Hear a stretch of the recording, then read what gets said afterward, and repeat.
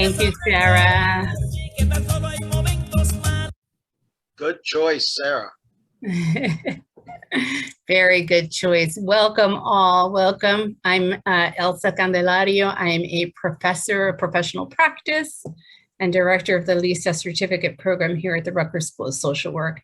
And LISTA trains social work students to be culturally aware and responsive in their social work practice with Latino. I'm going to use the term Latino, Latinx, Latina interchangeably, so bear with me. When I say Latino, I just don't mean Latino males. With Latino individuals, families, and communities. This certificate was established in 2020 by its founder, Dr. Ray Sanchez-Mears, who's here with us today and is also a member of our Community Advisory Board, along with a team of faculty and with, of course, the support of Dean Catherine Potter. This is the LISTA certificate program's second Hispanic Heritage event, and this year's event is coordinated by me, Sarah Diaz, and with the collaboration of the IIDEA committee. In today's program, we hope to bring to life immigration matters and the ways in which leaders are making efforts to support families and communities, and we thought Hispanic Heritage Month is the perfect occasion to discuss this work. According to the National Archives, September 15th to October 15th is celebrated nationwide as Hispanic Heritage Month. It honors the cultures and contributions of both Hispanic and Latino Americans as we celebrate heritage rooted in all Latin American countries, of which there are 20, which includes Brazil. The observation began in 1968 as Hispanic Heritage Week, and in 1988, it was expanded to cover the 30-day period, which we now know as September 15th, ending on October 15th. And this beginning date is important because it coincides with the anniversary of independence for Latin American countries of Costa Rica, El Salvador, Guatemala, Honduras, and Nicaragua. And in addition, Mexico and Chile celebrate their independence days on September 16th and 18th, respectively. Thus, the importance of September 15th. We're pleased to have support for this LISTA certificate program from our Dean of the School of Social Work, Dr. Catherine Potter, who saw to the founding of LISTA as a full certificate program, which was recently memorialized in a letter that we received from the university. And she's here to welcome you this late afternoon, Dean Catherine Potter. Hi, everybody. Welcome, welcome. Thank you all for being here today. It's a busy time of year, I think, for everyone inside academia and outside academia, as everybody gets all the kids in their family back into school, and as our students are back. Thank you so much for making time for this. And what I know is a hard time, especially as we're in our second pandemic year here. We are really excited to have this program to celebrate the contributions of Latinx individuals and communities, and the importance of immigration from Latin countries for our country. So it's exciting to have this, this opportunity to really focus in on that. We are really proud of the LISTA program. I want to thank Ray, who's here. I remember when he came into my office and said, I want to do this thing. I said, that sounds great. And he has just really built this up over the years to just a really important piece of our school and an important experience for our students. We have some LISTA students here. If you're a LISTA student, would you wave your hand or click your wave on your computer? Want to celebrate our students? Yay. I think we also have with us some folks from the LISTA Advisory Board, Community Advisory Board. If you guys want to wave a little too, or click one of your wave buttons. We've all learned about the wave buttons, right? Now, now that we live in Zoom. And I want to thank also our faculty members who are here. and staff from the School of Social Work who are very supportive of this program. And I appreciate so much that you're here with us today. Give a wave too. Want to thank also Professor Candelaria for taking over the official leadership of LISTA, although I think Ray is still the heart of LISTA, and as he is happily handing over the day-to-day to Professor Candelaria, who joined us in July of 2020, and sometime recently saw her office for the first time. I want to thank her for her leadership here, and we're so excited to have her as a part of things. So welcome also to our esteemed speakers. I'm really looking forward to the program. So I'll hand it back, but we're so glad you're here. Thank you. Thank you for the warm welcome and for acknowledging our Community Advisory Board, our students and our faculty. I appreciate their presence here today. And I just want to shout out a special student, not one who's any more special than any other LISTA student, but because she was an intern with us last year, she needs particular acknowledgement. Susan Moro Misato, who we really miss and did a lot of the foundational work in LISTA's first year as a certificate program. So thank you for being with us, Susan. So I want to acknowledge that there are 2 million immigrants in New Jersey, or foreign-born residents, and roughly 40% of them or more are from Latin American countries. And I think it's important for us to remember that not all Latinos are immigrants. For example, Puerto Ricans, the largest Latino group in New Jersey, are citizens. And at the moment, more than 2 in 10 New Jersey residents identify as Latino. So the number has increased from the 2010 census to the 2020 census. The vast number of immigrant populations in New Jersey and in the US leads one to conclude that those in the social work field should be cognizant of immigration-related issues and strategies to address them. Nedia Morsy is the Director of Organizing at Make the Road.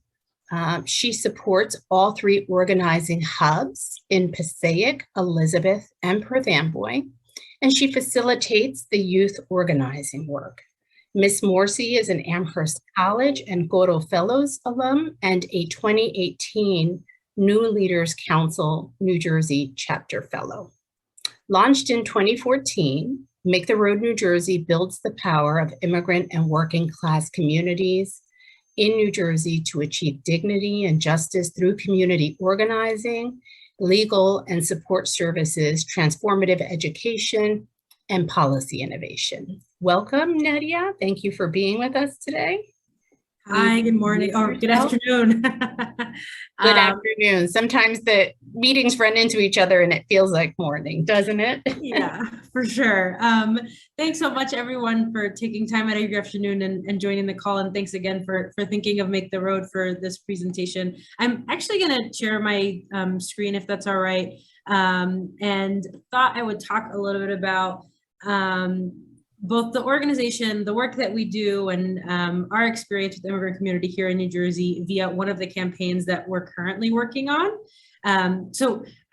Just like Ms. Candelario had just mentioned, Make the Road New Jersey is a grassroots member-led organization and really put a lot of emphasis on member-led. We are technically headquartered in Elizabeth, New Jersey. We have satellite offices in Perth Amboy and Passaic. And really the bread and the butter of the organization is built on the committees that we run every single night.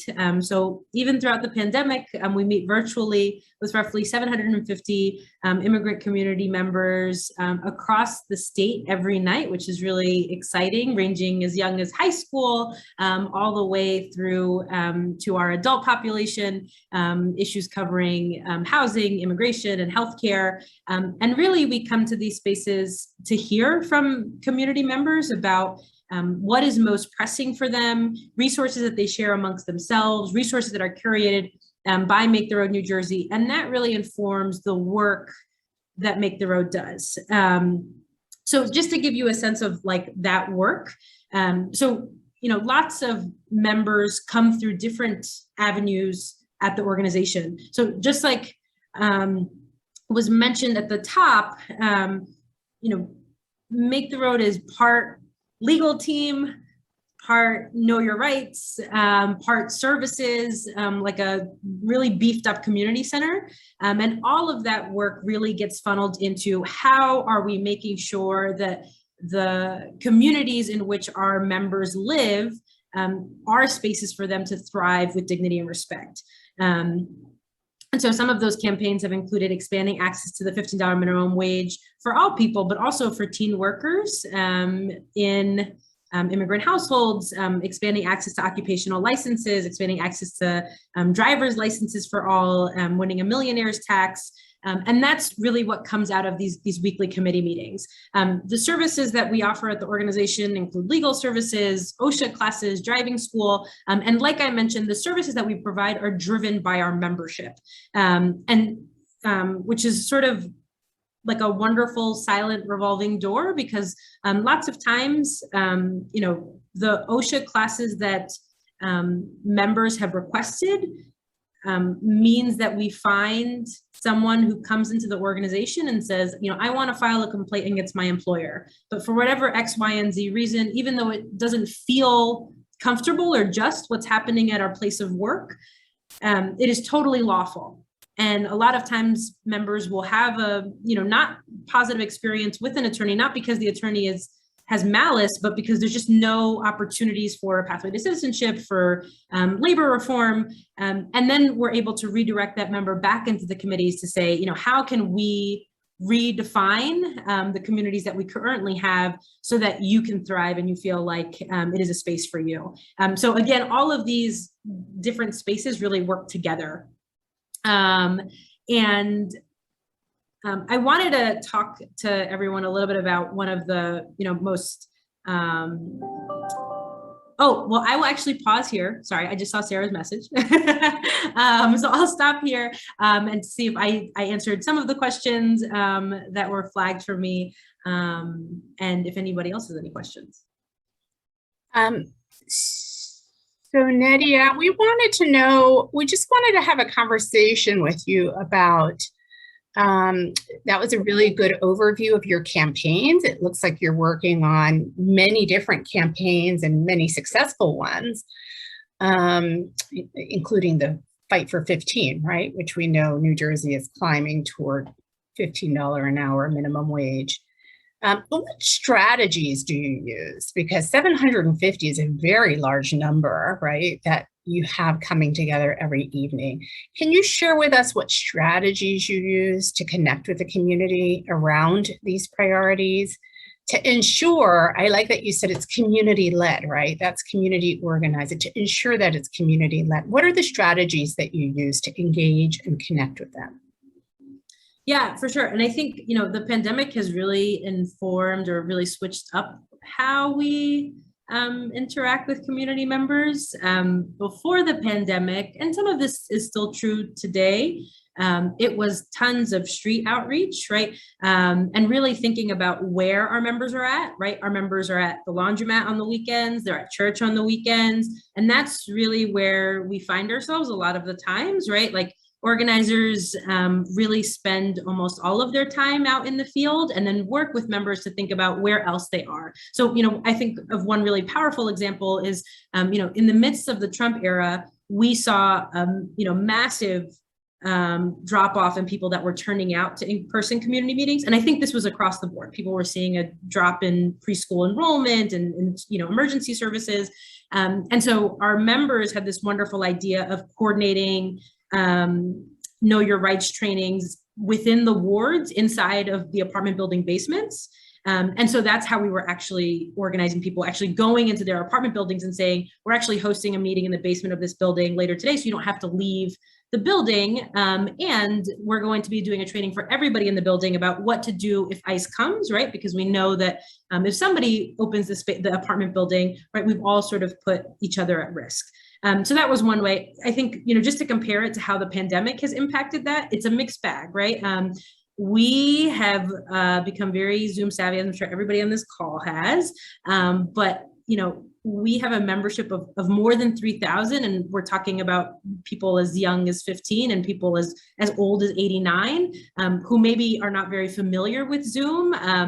So I'm really I think we really pride ourselves in the relationships that we have, because it takes a lot of 1 hour, 2 hour phone conversations, sometimes meeting with members in person with masks, trying to show them how to download or downloading it to their phone themselves and showing them this is the button you click every single week to get to the meeting. And then of course there's we know that you know, there are in New Jersey more than 200,000 essential workers. And so our work continues for us to, you know, demands for us to be outside. We know that folks that work at temp agencies continue to face workplace abuses. And so that's where we are at 4 or 5 o'clock in the morning when, you know, vans that are contracted with temp agencies go and pick up workers to take them to their warehouse or their factory. So you're meeting them where they are, to use a social work term, right? Meeting our clients exactly where they are in their communities. But also you mentioned technology and that technological divide, and how you're actually helping to close that divide, which is really critical during this time of pandemic. Can you give us an example of a policy that's changed the life of a specific family or a specific community? Does anything come to mind that just stands out that you'd like to share with us? Yeah, tons. There's actually this very beautiful post that I saw, or that one of the staff made and posted on our page. So in 2014, when Make the Road was first founded, one of the sort of rallying cries that we had was, I'm sure folks were very familiar, but in 2014, there was a push program called DAPA, which would have provided protections for parents of DACA recipients. The program ultimately fell through, but it was a really great opportunity to work with immigrant families to think about, your life is not only what's happening at the federal level, there's lots that's happening at the state and local level. And we pivoted really sharp to hyperlocal.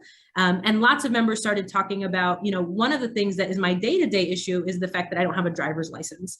And we talked really concretely about how we would get there. And we wanted to build local support and build statewide support. And along the way, we met a very good friend and member named Edison, and he joined the fight back in 2015.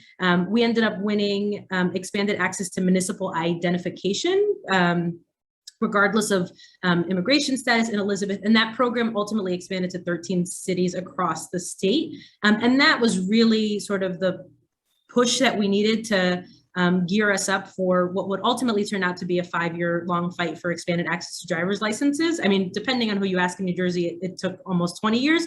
But there is this beautiful photo of him and his son, who started this fight with him when he was 12, and now his son is ready to apply for a driver's license, and they both applied for a driver's license together, which was really nice because the law went into effect. And I think, you know, when we're talking about yes, the photo's sweet, but in real time, what does it mean for this family? You know, I think in a lot of immigrant households, if there is a person that has DACA or has US citizenship, we're overly reliant on that young person to help deliver the groceries or take mom and dad to X, Y, and Z place, what they need to.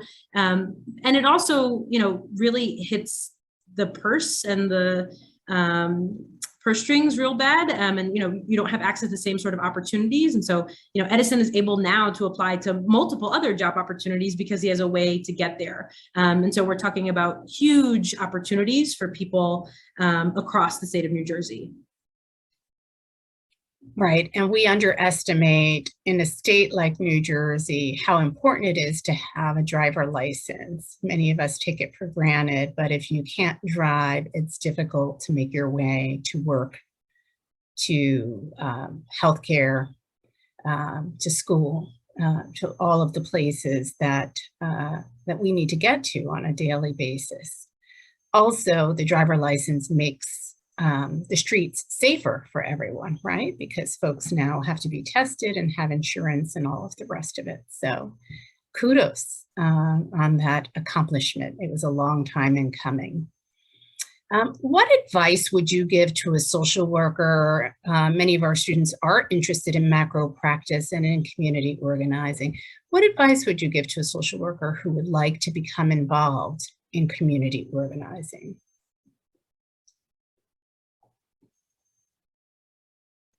My internet connection says it's a little bit unstable, so please tell me if I should repeat myself. I think it is important to know that I think that the concept of community organizing,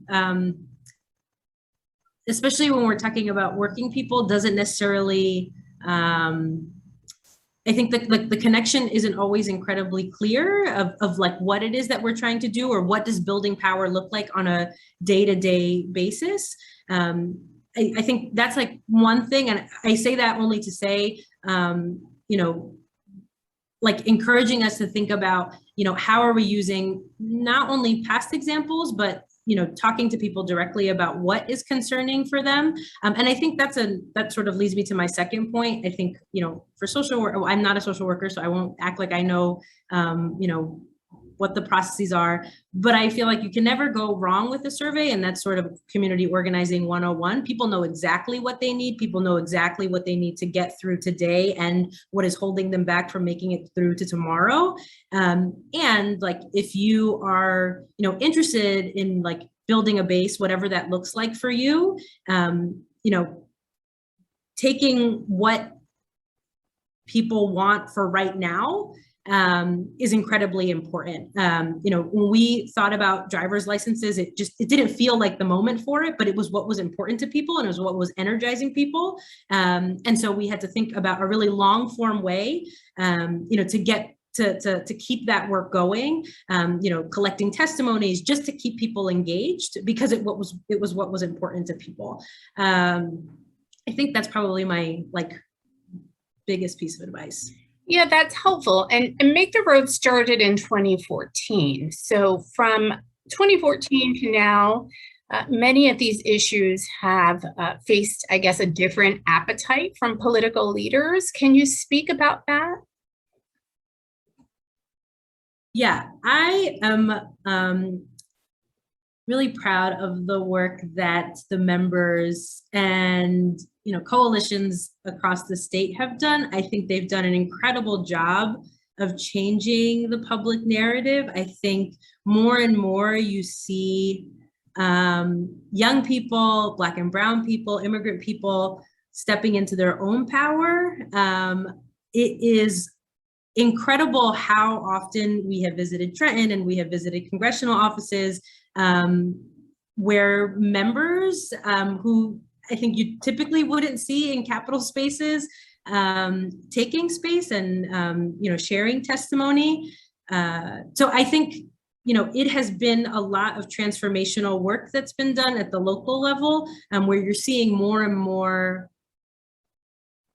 Joe Schmoes coming and speaking and talking about their lived experience. And I think that's really changed the public narrative. And you see it even during election season, right? Where a lot of the, you know, big talking points, or we saw it at the gubernatorial election, you know, the first time around, when once upon a time 15 felt impossible, and it was almost everything, every Democratic gubernatorial candidate was talking about 15 as if, you know, who wouldn't have had it on their platform. And that is the work of people talking about what it is like to make less than $15 an hour, and how it is unsurvivable in New Jersey to make less than that.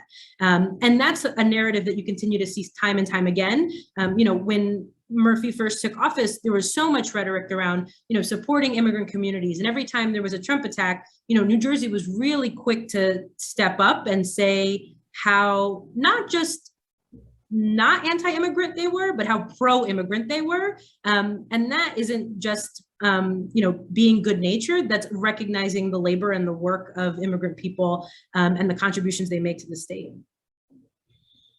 Thank you, Nedia. I just have to say I'm so impressed. You know, some of these issues, Yamada and I had been kind of involved with going way back when through the Hispanic Directors Association. So it's nice to see them come to fruition, particularly the driver license issue, as well as in-state tuition, which wasn't a thing back in the early 2000s. It's now here. It was, we were told on the immigration panel that we just weren't ready for that at the time, and here it is. So what would you say about the need to persist in these efforts?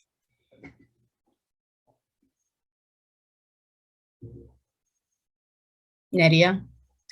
Sorry, I think my internet like cut out at the No, end. I said, what would you say about the need to persist in these areas? Because some of them did take 20 years. I think back to the Muslim ban, which is like a really dark time to remember. But I remember in 2016, 17, when the Muslim ban first was announced, and I think people can still remember the images of like JFK being swarmed and Newark Airport being like swarmed, just like within hours of the announcement, and how many people turned out. And I remember the New York Times reporting, you know, like a new era of, you know, people power, and, you know, Trump has brought communities together. But I think it's really important to remember, especially when we're talking about like, you know, incredibly difficult times, or times where it feels like, you know, we have sort of all the leadership that we need in tow with each other, that always organizing makes us prepared for those moments, right? And it was the fact that people were organizing for years and decades before a Trump era, that what we saw that evening and what we saw for days after happened that night, right? Like there is no person that just has access to hundreds and thousands of listservs of, you know, more than 1 million people that turned out over that weekend, you know, in the dead of night, and lawyers who gave their time to make sure that people felt safe and protected, doesn't just happen. It happens because we're constantly building our networks, we're constantly building connections, not because we think that the world is gray and horrible, but because we know that there is a really long way for marginalized communities to go so that they can live with dignity and respect. So, you know, even when it feels like it's all good, we must constantly continue to organize until our people reach liberation. Thank you, Nedia. That was very insightful, and just goes to show that organizing is needed throughout, that there's a foundation that's needed, so that when action needs to occur, your group is ready to go. So, very good. Sarah, will you do the honors of introducing Yamilka? Nedia, thank you very much. We hope you'll stick around, and there are already questions for you, so we hope you'll stick around and answer the questions from the audience after our speakers have spoken. Sarah? Yes, thank you so much, Nedia. To shift gears a little bit, I'm going to present our next panelist, Yamilka Mena, who is currently the Director of Immigration Initiatives at Hispanic Federation. With over 10 years in the nonprofit and government sector, she has dedicated her professional career to working with the most vulnerable communities, specifically immigrants. She has extensive experience in program management, which includes the fiscal management of private and government contracts. Yamilka has also spent most of her career advocating for the equitable distribution and access to resources for immigrant communities, such as legal and social services. At the Hispanic Federation, she oversees all immigration initiatives, as well as immigration policy and advocacy at the state and at the local and state level. She holds a Bachelor of Science in Health Sciences from Stony Brook University and is currently entering her second year of a Master's in Public Administration at the Sol Price School for Public Policy at the University of Southern California. So welcome, Yamilka. Thank you so much for being here. I know I'm sorry, so you go off mute. Okay, so I know we mentioned it a little bit in your bio of all the work that you're doing with the community, specifically the immigrant community, but can you tell us a little bit about what the current initiatives are, or what your role is specifically with the Hispanic Federation? Sure. Thank you so much. And thank you so much, everyone, for joining. I know it is 5 p.m., so grateful to be invited and to share in this wonderful conversation during Hispanic Heritage Month. So as Sarah mentioned, a nice little bio, but for the Hispanic Federation, we were founded in 1990 to really support Latinos or Latinas, Latinx, Hispanic community within low income and marginalized communities, especially immigrants. We have offices in New York, Connecticut, Washington, D.C., North Carolina, Florida, and Puerto Rico, and we expand across multiple issue areas, including immigration. So on the immigration side, we have a lot of things going on. If I actually start listing them off, I will be here forever. So I'll just highlight a few. We have programs that we do directly, including this program in New York State called the Excluded Workers Fund. And it's interesting that Nedia mentioned, the power that it's required to kind of bring community together to fight for justice and things like that. We at the Hispanic Federation, in collaboration with a large number of coalitions, we fought for what is now the Excluded Workers Fund, and that provides cash assistance for those undocumented immigrants who were left out of national or federal aid, such as the stimulus or unemployment insurance. So on top of those programs, we recently launched a multi-state, multinational immigration legal services program called Caminos de Esperanza across 9 states, including New Jersey, to support undocumented immigrants who need help with legal services such as asylum or working with unaccompanied minors. So a lot of the work that we do is either direct legal services or sub-granting to organizations that which provide these legal services, or we also have really interesting monetary assistance funds. We provide DACA scholarships to organizations that work with undocumented youth who need their fee covered by the DACA scholarship.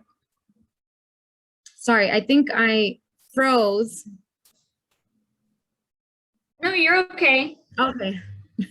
I think everyone else is frozen. So hopefully, please stop me if I'm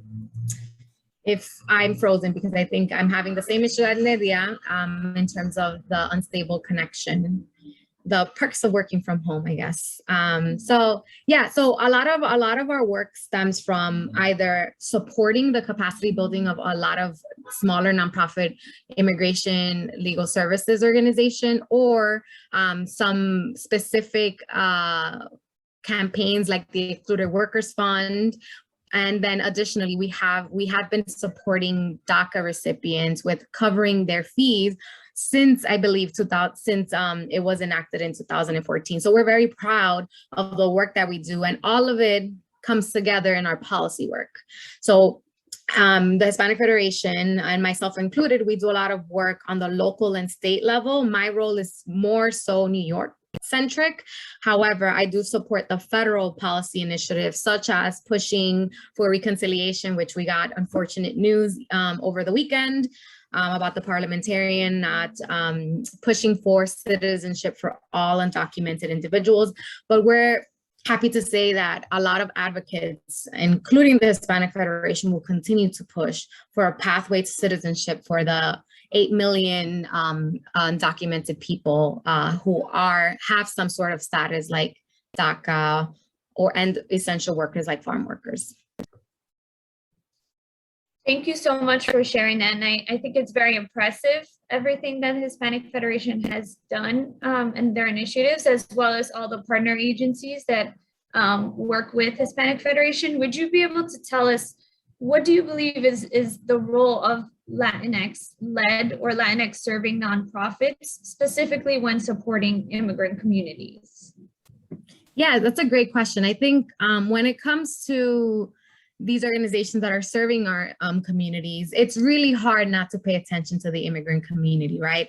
Immigration is so intersectional in many ways, right? An immigrant can be affected like may have less access to education, less access to cash benefits and unemployment, less access to health because of their status. So you end up being in a space where whatever field you work in, and especially in the social work field, right, you will have people from immigrant backgrounds, whether immigrants themselves or immigrants coming from immigrants' parents, or even third or fourth or fifth generation immigrants. There's always this psychological impact of being an immigrant. And I think Nedia mentioned, right, there's a lot of pressure from younger immigrants. I was one of them, where I had to translate and read and transcribe legal documents for my parents, because they didn't know where to go to do that. And if they were going somewhere, it was to the local notario, who would charge them hundreds of dollars to translate a birth certificate. And it was, you know, through that experience is what brings me to work in this field, and also work to collaborate with all these organizations, because when you're working with immigrants, you're working to create this space where they feel safe, and that involves all sectors, the public, private, nonprofit, as well as all the kind of subsections, health, education, you know, economic empowerment, even the environment. So it is very important for organizations to work together to ensure that they advocate for immigrant rights and services and equitable access on top of that. That's amazing. And in your work, not only with the agencies that you work directly with Hispanic Federation, but even agencies that you know of or that you've researched in the community, what do you think, or can you describe a community or neighborhood that has a certain amount of, you know, resource and services for immigrant families? What does a rich community look like, or what is how can a community make themselves more welcoming, specifically when working with the immigrant community? Sure. I mean, I wish I could say that one exists now. I mean, I think it would be idealistic to say that. However, I do know that there are many cities, sometimes even small townships in Utah, for example. I remember, I think Salt Lake County, I went to a conference where Salt Lake County in Utah, out of all places, had an influx of South Asian immigrants, and they were reallocating funding and hiring staff to create an office for new Americans. And that is very rare across the United States, but it's with the pandemic and with everything that's happening on immigration, people are becoming more aware of what is really going on and how immigrants are truly and positively impacting our economy, our cultures, and our lives, right? Who doesn't eat Mexican food? Who doesn't go to, you know, their corner bodega, for those of you from, if you're ever been in New York? But ultimately, what a community or a community that's rich in resources look like is one that focuses on culturally competent integration and not forced assimilation, which was a lot of the language that was used a long time ago, right? Probably even during the previous administration, and one that works with the community, like Nedia said, to listen to them. They know what they need. They know that, you know, it's some sort of status. They know that it's access to Medicaid, or, you know, access to daycare. They all can sit down and make you a list of what they need. And then working with them to address those needs through advocacy, through expanding your own services as a nonprofit, but also acknowledging at minimum that immigrants are here. They're here to stay, they are home, and that we, because I include myself in this, I came here when I was 3 years old, and my parents came here, you know, through the struggle of the 80s, to ensure that, you know, we recognize that, especially during the pandemic, all these immigrants that we were applauding for as essential, they got not 1 cent in COVID relief. So we have to acknowledge that they have been left out, and then we have to continue to fight for equal and equitable access, because ultimately these 11 million immigrants across the United States, and I think Elsa, you mentioned 2 million in New Jersey. I mean, just New York and New Jersey make up, I think, like 4 or 5 million immigrants out of the entire country. But these immigrants are the ones who are, you know, keeping the cities running, and they contribute economically, socially, and culturally. And ultimately, that is why I do the work that I do. And I think it's also amazing to hear the parallel between your work and Nedia's work and how it's complementary and how it's so needed within our communities and also different communities, right? And being in Elizabeth and your work in New York and partner agencies in New Jersey, we see the parallel between both organizations. But I do want to continue on that topic of, the particular hardships with COVID-19. Is there anything that you have seen other than what you have mentioned of the work that Hispanic Federation has done to really advocate for those families during this time? Is there any other specific hardships that you have noticed exclusively within the immigrant community? Yeah, I mean, I would say that during the pandemic, immigrants were hit the hardest. More, and like Elsa mentioned, right, the majority of immigrants in the United States are actually Latinos. So, deducing means that Latino immigrants had it the hardest, especially in states in the tri-state area, right? Our states rely heavily on immigrant workers to deliver our foods, to clean our, hospitals, to drive our Ubers and things like that. And they didn't receive any pandemic assistance, no stimulus, no unemployment insurance. And that causes economic and psychological trauma. A lot of them still suffering. I mean, can you imagine being kids of immigrants and your parents are out trying to work their jobs and one of them passes and now you don't have a place to live, and evictions and the moratorium and the continuous fear of not knowing what's going to happen tomorrow? How can you go to school? How can you even focus on that Regents test? So there are so many effects, negative effects and negative impacts from the pandemic that have probably much more so negatively impacted immigrants than any other community. I think because especially undocumented immigrants have lower wages, live in typically, unfortunately, many live in subpar housing conditions. For those of you, I don't know how it was in New Jersey, but during Hurricane Ida, many of the people who passed, I think we had 40, lived in basements, which are a huge thing here in New York, not sure about New Jersey. And many of them were immigrants because they have not too many choices when it comes to affordable housing. There's so many intersectionalities in terms of how immigrants are negatively impacted, but organizations like ours, and even I'm sure Make the Road New Jersey, have worked super diligently to ensure that these resources happen. A great example is the Excluded Workers Fund and the expansion of ERAP, the Emergency Rental Assistance Program, to make sure that undocumented immigrants can have access to that. But there's still so much work to do, right? We're still not post-COVID. We're not even remotely close to post-COVID with the Delta variant. So we just have to make sure that, we understand what those impacts are and then work to address them, one item at a time, and sometimes, unfortunately, all at the same time. Yes, and along with those particular hardships for our communities, also we've heard about the high infection rates within the detention centers, right? Would you be able to talk a little bit more about that, and how has that impacted immigration hearings and families in general? Sure. So, logic dictates that if there's an overcrowded center, in this case, an immigration detention center, and there's limited ways to social distance, there's going to be infection rates. And I looked at the numbers, I think up to March of 2021, and there was over 7,000 non-citizens is what they're calling undocumented immigrants right now, that were infected since for in the year.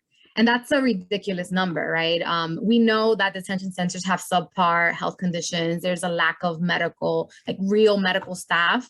And it's virtually impossible to social distance in a place like that. And I think that has negatively impacted these immigrants in so many ways, including mixed status families, because they're being quarantined means that they have less access to meeting with their attorney, right? They're not going to, as a COVID patient, they're not going to meet with anybody. They're going to stay wherever it is. And if any of you keep up with like the news, I think the Human Rights Watch had mentioned that they were keeping all the COVID patients in a tent, not socially distanced, but all together in a space. And that just created so many issues, right? Ultimately, I think it has delayed the process even more. We already knew that there was a huge backlog on all immigration cases, but even more so those cases for asylum, which are the ones that are mostly in the news with the border.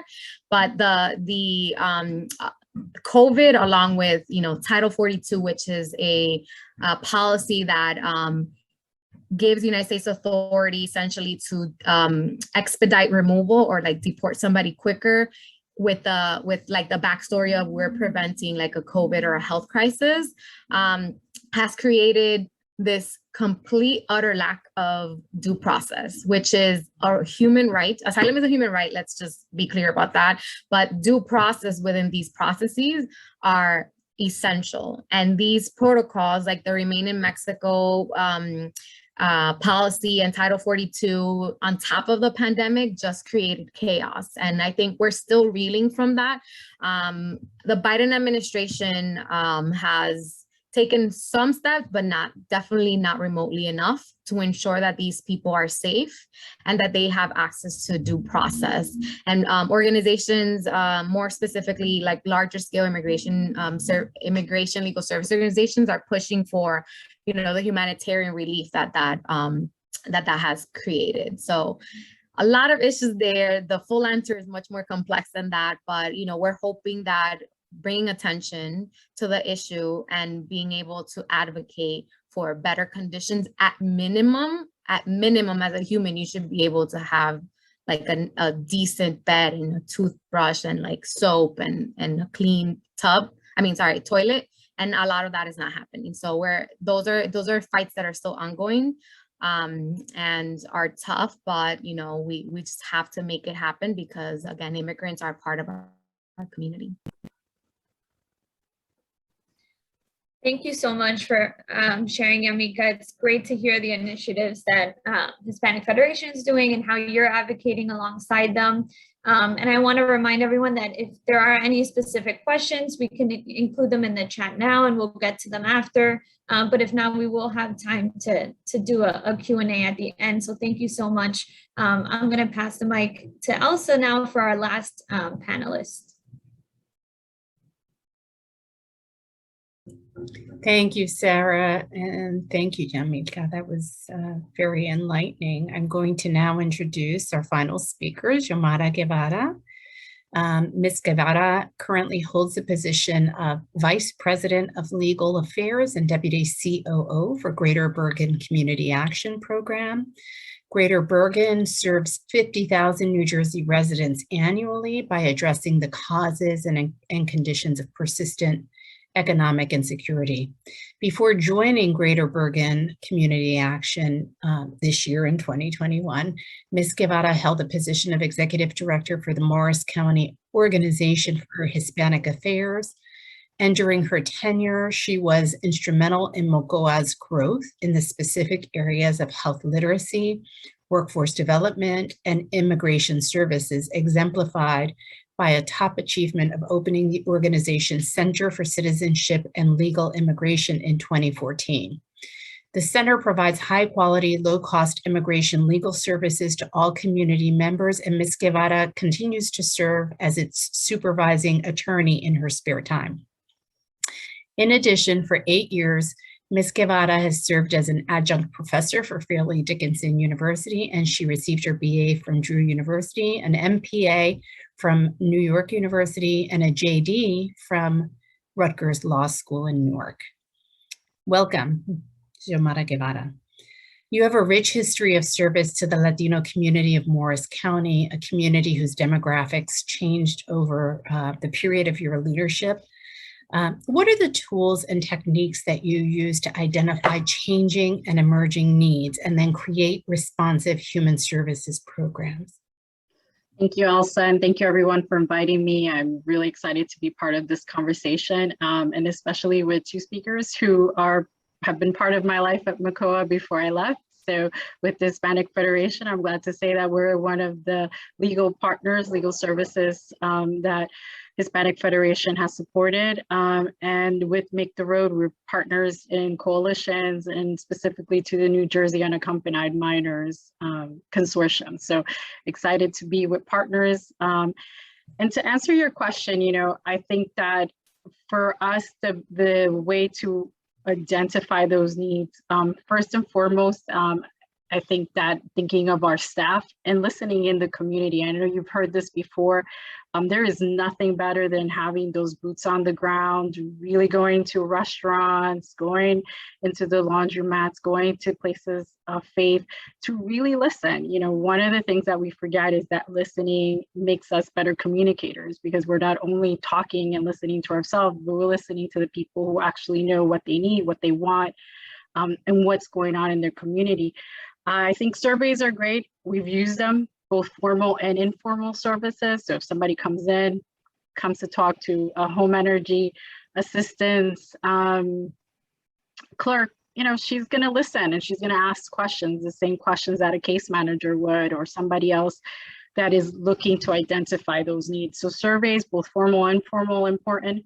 We worked a lot with community needs assessments, and I think those were really important to us, not only because they were mandated by county or health systems, but because they also got to get data that sometimes we didn't have available. So using the community needs assessments that are in your community, both by health systems, other government, were really important to us. And I think the last area where we were able to get a lot of information is working with our other social service providers. So we're not working in silos. We were the only organization in Morris County. We continue to be the only organization in Morris County to specifically work with the Hispanic population, but we didn't work in a silo. Anybody that was working in this space, other social service providers had information that we probably didn't hear, just in their daily workings with our clients. And so I think that, we use all these different channels of information to kind of create and see the different changes. In my last job, I was there for 15 years. So what was a need 15 years ago was different than the needs in this past year, right? So the trends change. And so I think this was an active part of the work that we did, which was what's new, what's going on in our community, what's different. We responded, and something that was always important to me is by making sure that nobody else was doing the work that we were going to embark in, right? Duplication of services in a place where there's so few resources, why would we want to do the same, right? So if we could support, if there was a way to expand, but not really in terms of creating something that was already there. So we really worked in partnerships and making sure that we weren't duplicating work. The other thing that we did when we responded was making sure that we knew exactly what it is that we were going to propose to do. Who were we really going to serve, right? So really focusing on the work and then on the community that we wanted to outreach. How were we going to get to the people that really needed our help? Because sometimes you see wonderful programs with great goals and even great funding, but then it doesn't get to the right people, to the people that really need the help. So I think that was something that I've always tried to kind of really drill in, even with the staff, to make sure that we're getting to the people that we need. And if we're not, then we're doing something wrong. What else do we need to do? And when it comes to funding, and I'm sure you'll have heard this, right? So we can't do this because we don't have funding, or we have funding and they only can do this.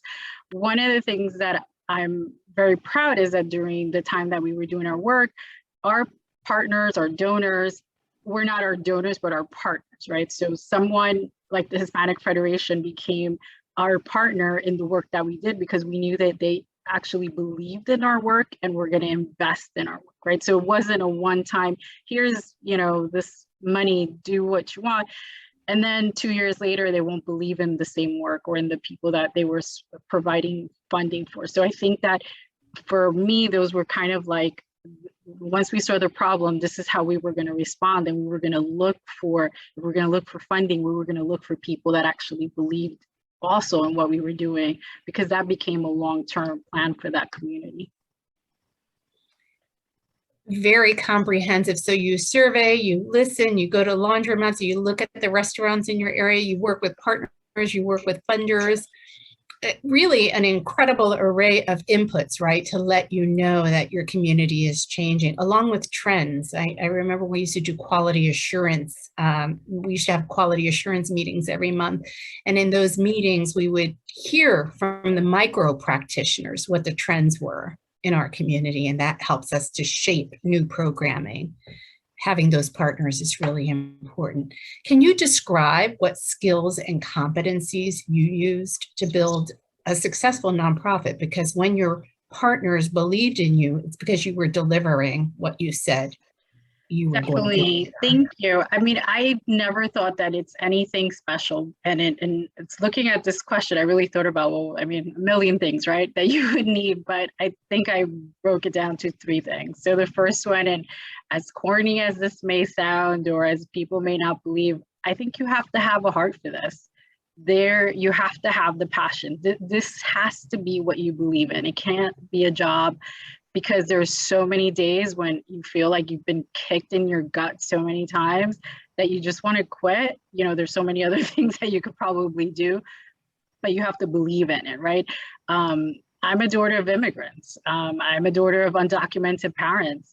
And I've been very lucky in my life. So this was always nothing, you know, doesn't surprise anybody. This was what I was going to do, no matter how hard it was. So I think believing in what I do, loving what I do most days, and having the passion drive is what's going to keep you here. So that's the first.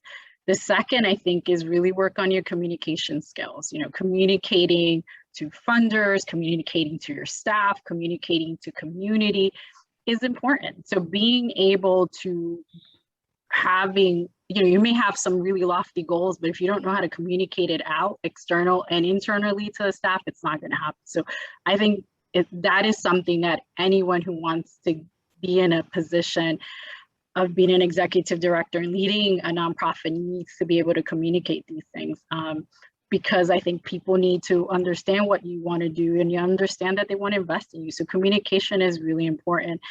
And the last, and something I never really thought I had, but it's an entrepreneurship spirit, right? So, you know, a long time ago, actually, and looking at Yamilka, a long time I listened to the previous, well, now 2 previous Hispanic Federation directors, Lilian, who was doing a talk, and she said, you know, nonprofits are a business. We're just in the business of doing good, but you still have to have the skills and the mental capacities to do the same that a business does. And this is what I mean by entrepreneur spirits. And, you know, when we love what we do and we want to see it grow, and we want to help more people than we already do, the only way to do that is by being able to grow what you have and think in terms of what are the internal, external strategies, what is the way to create new opportunities, new funding. You're hustling, right? That is the word. You're never stopping, right? It never stops. You're thinking about what else can we do? How else can we help? And if a new trend comes along, well, how are we going to address it, right? What are the new issues? 2020 was, you know, both a time where it was difficult, but also very creative, right? Most nonprofits had to pivot, had to change the way that they do things, had to do things that it probably never did. And that only happens because you have the spirit that you know that you have to move, right? That you can't stay doing the same things that you're doing if you want to be successful. So I think that if I think about what makes somebody, what skills or competencies, believing in what you do, being able to communicate that message, and being able to go out and find ways to grow, to be an entrepreneur. And that being able to grow is all encompassing of a whole lot of other competencies. So that was fantastic. Thank you. What about building the trust? I know that you say Morris County Office of Hispanic Organization of Hispanic Affairs was kind of the only Latino serving agency. How did you establish the trust of the community, particularly during some difficult times that we had recently when the public didn't want to show up face-to-face necessarily? And what lessons can you share with administrators and social workers who really want to foster a positive relationship with the immigrant community? Definitely. So I mean, when I read this question, the first thing that came up to me was to be consistent, right? To show up like every time, not only when it's, you know, popular or when it's what's going on the news. It really, I think, Morris County Organization for Hispanic Affairs is this year turning 45 years old, right? So for 45 years, the organization has been consistent in the message that we believe that everybody should be in a path to be successful and be part of the community that they live in.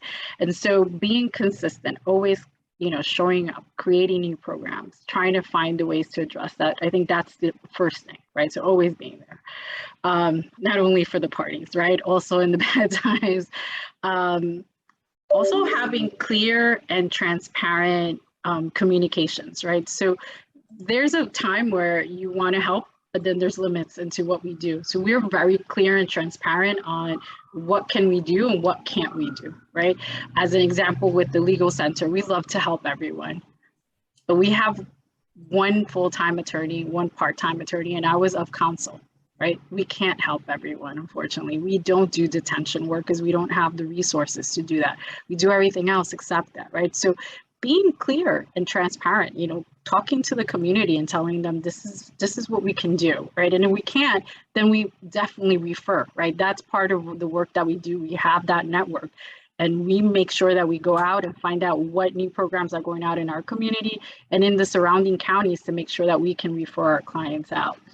For us at MCOA, our staff members were part of the community. So our staff members were, you know, they ate in the community, they worshiped, they sent their kids to the school. So everybody that is a staff member at MCOA, I was the only one that was commuting. I was the only one that didn't live in the community, but everybody else did. And I thought that was really important. It was important for the community to see, you know, the person that they go into MCOA at, you know, at their PTA meeting or at the, you know, children's welcome receptions.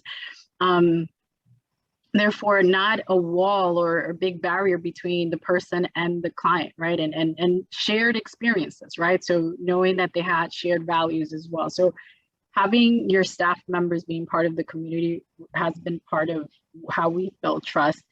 And, you know, a lot of the times MCOA was asked, well, what do you, you know, do you go and protest? Do you, you know, what do you think about certain things? And as a 50C13, it's difficult. We're you know, we have to be nonpartisan and not always have these strong opinions. But I always told people, you know, if you want to know our immigrant stance, we have an immigration center, right? We built that. That tells you what we believe in and who we believe to work with. So for us, creating trust was enhanced even more when we created the center, because we were able to say, hey, we can protect you, right? We're giving you knowledge about knowing your rights.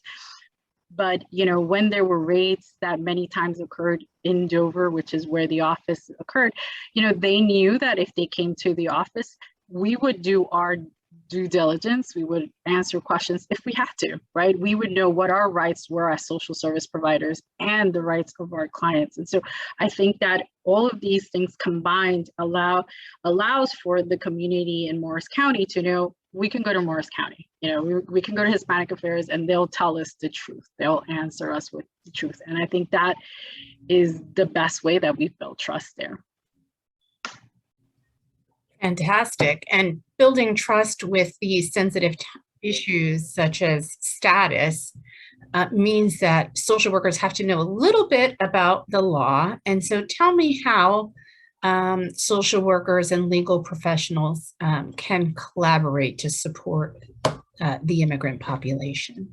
Definitely. And, you know, when I first talked to Sara about this, I kind of told her the story and how this is so appropriate for me to do this kind of panel with LISTA, because the way that for MCOA we were able to address it actually came through one of your students at the Rutgers MSW program. So I'll tell you, you know, as an attorney, I take a client and I try to do everything I can to find the best legal relief for that client. So I would say about 4 years ago, I was the attorney for an asylum case for a child who was 12 years old. She was a victim of sexual assault in her country and then on the way here as well. She hadn't told her mom about this sexual assault, but she told her attorney about it. And we provided an asylum case, and she also had some counseling over this because she was starting to cut herself. And the day that we went to the asylum office, the case was approved. So wonderful, right? You know, as an attorney, I did my job. This is a child that now can stay in this country and will be successful. But when I thought about that, I said, will she be successful, right? So we did the part of making sure that she's going to be in this country legally. But did we do the part of making sure that she will be okay, that she will be mentally prepared for this opportunity, that she is now going back to middle school as a survivor of sexual assault at 12, 13 years old and not being able to talk to anyone. And that like hit me. I was like, what am I doing? Like, we're not doing what we're supposed to be doing. And I've worked for nonprofits my whole professional career. So for me, it was like, well, okay, well, we have referrals, we can do networks, but we weren't doing enough, right? So I definitely said, you know, we need to connect her to more services. Who else can help? And as life is appropriate, you know, one of my paralegals at the time was finishing her MSW work because she wanted to become a social worker. And in one of her classes, they had to create a program. And I guess because of her work with us as a paralegal, her and a partner created a program called Justice for All. And so Justice for All was created at MCOA, which is basically an extension of having an MSW on board with the Center for Legal Citizen and Immigration, Legal Immigration and Citizenship, to help the clients that came to the legal center for legal advice, but then also any immigrant children in the community. So they created kind of like a model. I took it, expanded, and looked for funding for it because I thought this was important. And Justice for All is now into its 4th year. This student actually stayed on as a director. Unfortunately, she just left me this year, but she stayed on. And, you know, one of the things that we've been doing in the past years, we've had interns from Rutgers MSW program, but also from St. Elizabeth's Bachelor's of Social Work. And I like to say that we're kind of helping to shape these social worker interns to really think about immigration policy, and our immigrant clients, right? And everything that means besides the legal work. You know, wonderful to get beautiful, informative letters to give to a judge about our clients and our cases. That's great. And that's always been a part of it. Even in criminal justice reform, you know, you've seen social workers work with attorneys, but it's everything else that has to happen for our clients. So I think that one area or one hand can't work without the other, because if we want to truly say that we've changed somebody's life and that they're going to be successful in this country, we don't do it by just giving somebody a legal status. We have to do it by really addressing that person as a whole. So.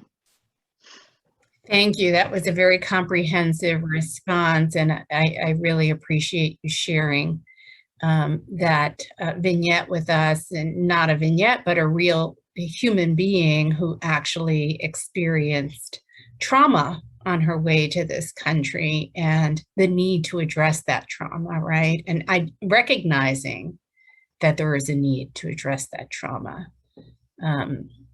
So glad that Rutgers MSW could help in that regard. Yeah.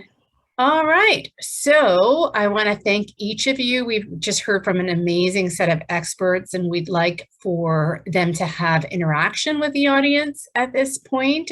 Sarah is going to share with us some of the questions that the audience has posted, and if you have additional questions, please use your chat. Sarah? So I believe the one that we had was for Nedia, and she answered it. I don't know if you want to elaborate on that, but we can also have additional ones in the chat, or we can use the raise hand and we can pick on, we have some time, so please feel free to share any questions that you have. Okay, maybe I can start with just a positive one. You've all expressed a lot of the challenges And clearly, some of you touched on the benefits and successes that you've attained with the population. Could you each share something about the immigrant community and its contributions to our country that you think it's important for our audience to hear about? I know we touched on the essential jobs. What else is there? I can jump in here. I know that a lot of times we do talk about the economic contributions of immigrants, and there are countless studies out there, because unfortunately that is what kind of rings in the ears of politicians. Oh yeah, if I help these immigrants, more taxes and things like that. And that's a really big one for sure. But I want to highlight the cultural contributions, right? I think immigrants have such rich culture, and we come from so many different parts of the world. And even coming from the same country, right? We have different nuances within our culture. And I think, cities in the Northeast, I highlight New York, obviously, but also New Jersey and Connecticut, in the tri-state area. I think as we have embraced immigrants, we can clearly see all the, pardon my unprofessional word, all the really cool stuff that immigrants bring, right? I'm a foodie. I love trying different foods. But then there's also just learning about their cultures and learning about immigrant experience. And I think culturally and socially, we benefit as a society by being more welcoming and inclusive. So that would be, to me, a major positive impact of immigrants in America. And let's not forget that technically we're all immigrants. So if we really think historically, everyone has contributed to what America is today. And that's why it's also very important to continue to push for the rights of immigrants across the United States. Thank you, Yamilka.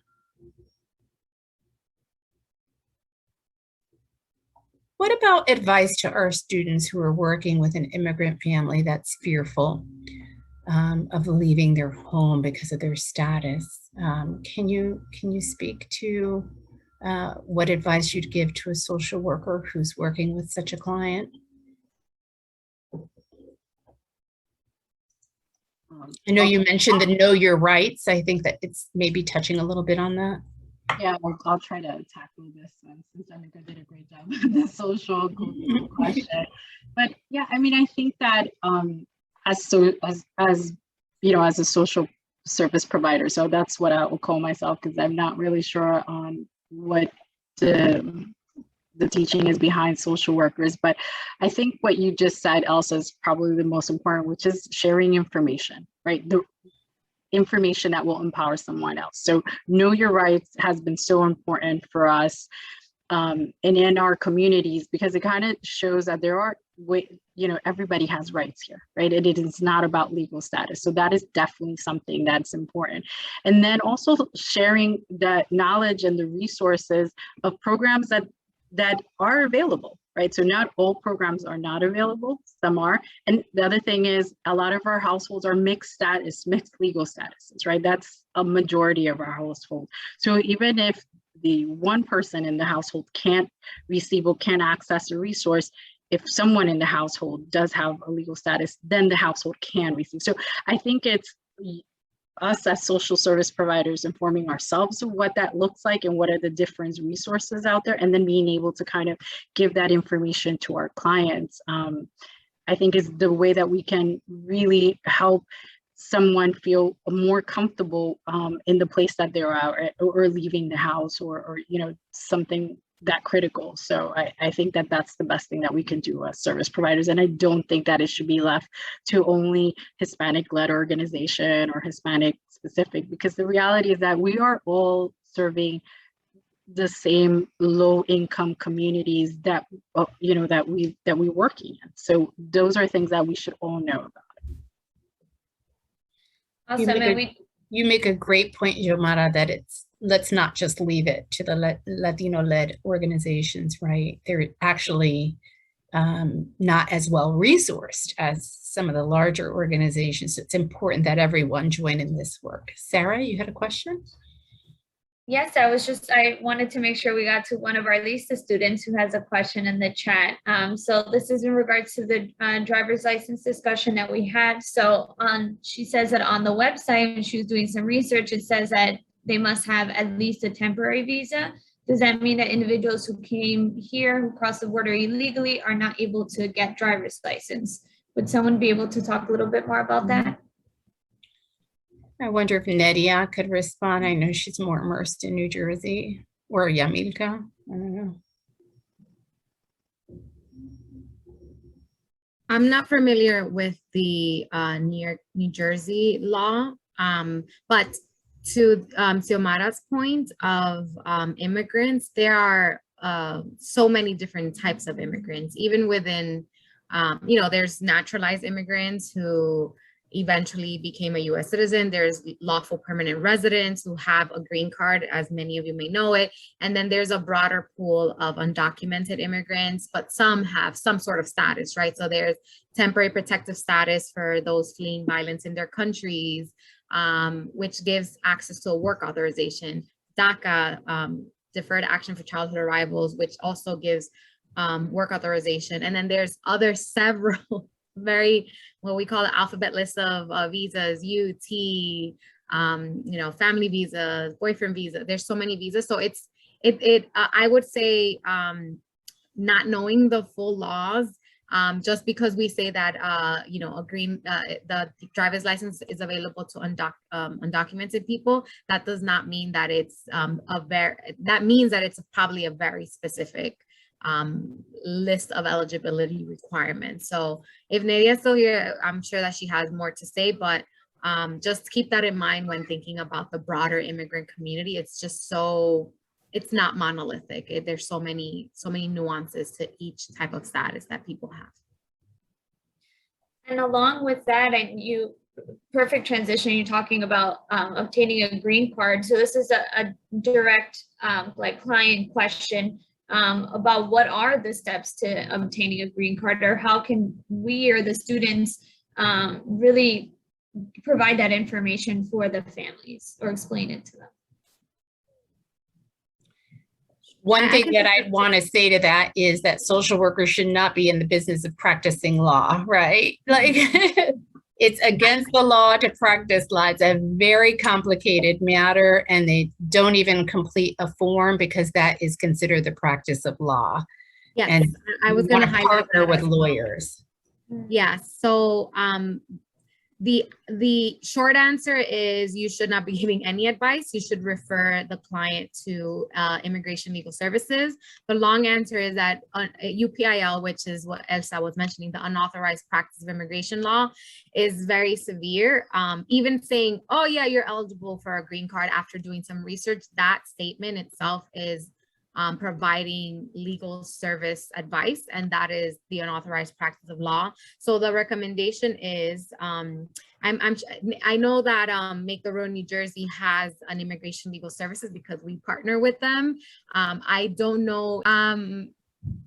Sorry about that. No worries. No worries. So yeah, so no matter how familiar or not, you should always refer the client to an attorney that can answer the question. The process is complex, maybe more complex depending on certain issues, but an attorney would be best suited to answer that question. I know that Make the Road New Jersey does have a legal services agency, but I can pop in the chat a resource that we use here at the Hispanic Federation that uses zip codes to identify, immigration advocacy. It's a legal directory that uses zip codes to identify your closest immigration legal service provider. So I'll pop that in the chat for anyone who needs it. Thank you, Yamilka. That's social worker needs to know how to use resources for sure.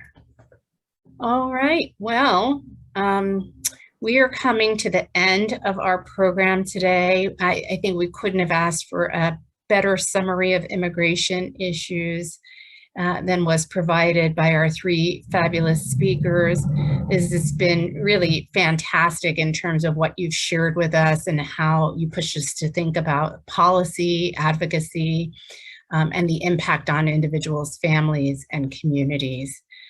So I want to thank each of you for participating with us today, Xiomara, Yamilka, Nedia, and thank you to Sarah for helping to organize today's event, Dean Potter for supporting LISTA and sharing welcoming remarks with us, Dr. Sanchez-Meyers for founding LISTA, and all of those who are present with us today, our community advisory board members and our LISTA students, very importantly, and other faculty. So thank you for being with us. Happy Hispanic Heritage Month. Don't let this be the only thing that you participate in. Go enjoy the culture, the food, all of the riches that diversity brings to New Jersey and certainly to the rest of the United States. Have a great night, and please join us for future programs.